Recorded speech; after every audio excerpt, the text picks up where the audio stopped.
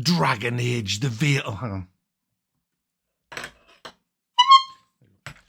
Dragon Age the Veilguard. Is it worth a buy? Let's read the words of the developer. Unite the Veilguard and defy the gods in Dragon Age the Veilguard, an immersive single-player RPG where you become the leader others believe in. I honestly don't know what to think. First up, guys, let's have a look at the graphical options. I ran this on a 2080 i9 with an HDD. I didn't use an SSD, and it ran great, although I was running it in 1080p. But I was getting really good frame rates. I had pretty much zero stuttering or anything like that. Quite a bit of pop-in now and then with some of the graphics when I went to new places. But generally speaking, the game ran great. And the graphics are very, very good. It's got some of the best hair physics that I've ever seen in a game. So, yeah, really no problems at all with the graphicals. Control-wise, I used a mouse and keyboard. You can tell it's not meant to be played on a mouse and keyboard. I found it awkward. But you can bind all your keys. So, yeah, that was all the keys I tried anyway, I could bind. So, yeah, it's got good customizable options as well. Now, this is an RPG, and it's an RPG in a fantasy world.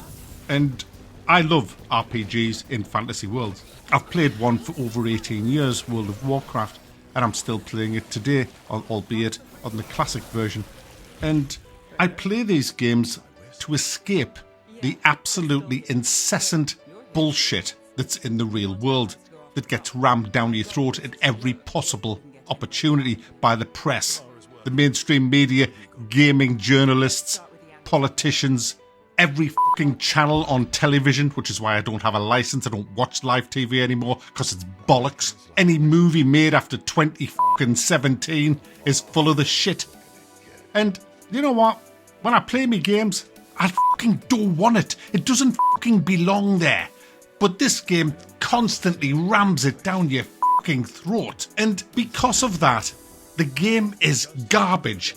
It's affected the writing, it's affected the characters, it's affected everything. It's basically destroyed this game as a fantasy role-playing game and turned it into propaganda. That's what it's done. And it's a shame. It's a big, big shame. That's why there's only 70,000 people playing it now at Friday night at 8 o'clock. Peak time on a Friday night. It should be, this is a brand new fantasy role-playing game with good graphics. There should be hundreds and hundreds of thousands of people playing this now, but there's not. There's a crummy 70,000. That's terrible for a game like this. Absolutely garbage. And I'm pissed off because, do you know what? There's a pretty decent game in here somewhere. But unfortunately, I won't be playing it anymore because I can't stand all the bullshit, the narrative, the characters. It's all just awful. The writing is just terrible. The lines these people come out with, are they serious? Just garbage. Well, wasn't expecting to fight an ogre today. Then again, I also didn't expect to learn that my gods are rampaging around and trying to end the world. Just one of those days. Everybody's so nice. It's just so fake and false and just destroys the whole genre of a fantasy role-playing game. It's garbage. Pure garbage. So let's get that out the way and let's just talk about what isn't garbage. And it's the combat, the abilities that you get.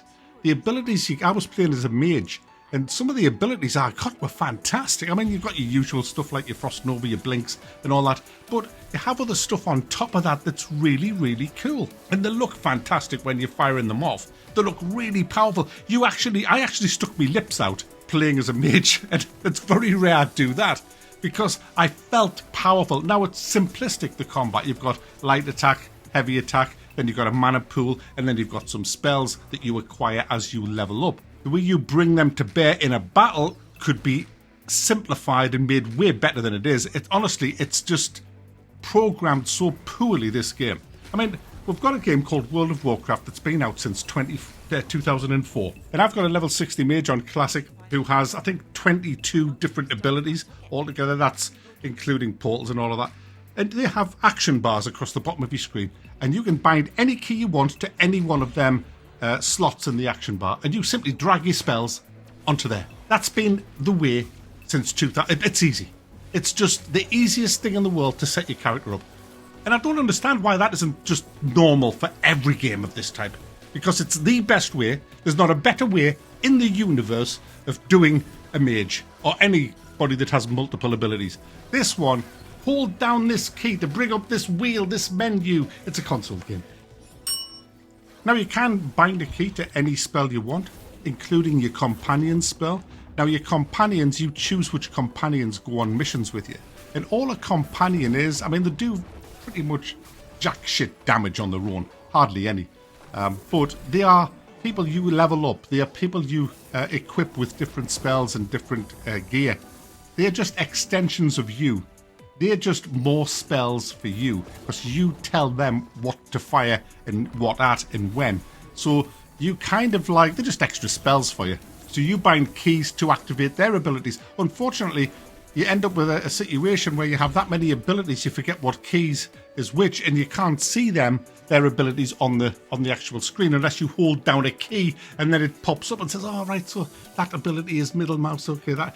And that's bollocks. Why can't you just have an action bar? It's so simple. It is fun using the companions. There's certain spells that stack with other spells to give, like, it's like a primer and a detonation. So you'll hit them with tell one of your companions to fire something at a beastie, and then the other companion to quickly fire something else. The two spells together cause a big explosion, and you can just add to that with your own abilities. It's really cool. And like I said before, some of the abilities you get are really, really nice. Unfortunately, that's about as far as it goes with the combat, because the way the maps are laid out, you can tell where every bit of combat's going to happen. You walk along a linear little path that looks far too clean to be a real world. They've done a thing that they did with Elder Scrolls Online, where the whole game looked like a studio set. It's the same in this. It looks too clean. And you'll see a little clearing. Alright, I'm going to get attacked. The world doesn't feel real. The characters don't feel real. The writing doesn't feel real. It all just, it feels like you're in the Matrix. You know when Neo's in the Matrix at the end of the Matrix and you can just see the code, you can just see everything for what it is? Well, when you play this, that's exactly how I felt. I'm like looking at it and I'm like, I can see it's a game. I can't get immersed in this. You're giving us fucking politics. You're ramming your gender down my fucking throat, and this world's just a studio set, and right there I'm going to get fucking ambushed. The game's shite, and I'm gutted because as I was playing it, I was enjoying bits here, there, and everywhere in this game. I really was. There's no paint on the steps to climb. You can fall off ledges to your death, which is a big thing now apparently in games, because pretty much every game has invisible fields and yellow paint everywhere. This doesn't. It does quite a few things well, it really does, but it does way more badly wrong than it does well. And it could have been, you can just, if you play this game, you can see that it could have been a really good game. I'm not joking. The artistry they've got in this, the graphics, the sound, the music even, it's just, yes, and the whole story as well, the whole setting of what it is. Yeah, it could have been great, this game. Unfortunately, Woke has come in and absolutely decimated this game. What a fucking shame.